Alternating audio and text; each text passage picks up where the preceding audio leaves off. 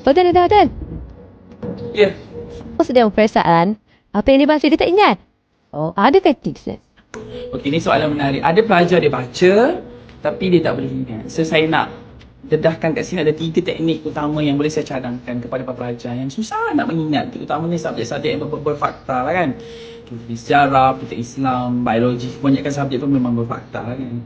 Jadi teknik yang pertama dinamakan sebagai Feynman Technique. So Feynman Technique maksudnya kita akan baca yang kita faham dan kemudian kita akan berkongsi dengan kawan-kawan, dengan ayat kita sendiri.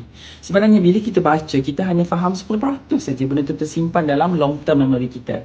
Tapi bila kita berjaya menerangkan kepada kawan kita ataupun kepada guru kita ataupun adik kita, keluarga kita, dia akan memberi impak 90% daripada ilmu tersebut akan tersimpan dalam long term memory anak.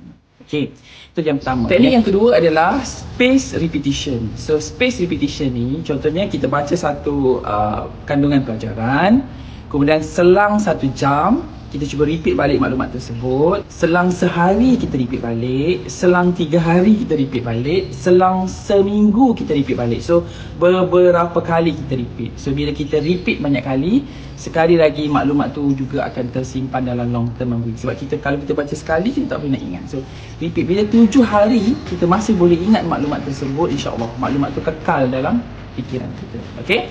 Dan yang terakhir sekali adalah teknik visualisasi ataupun kita guna peta minda.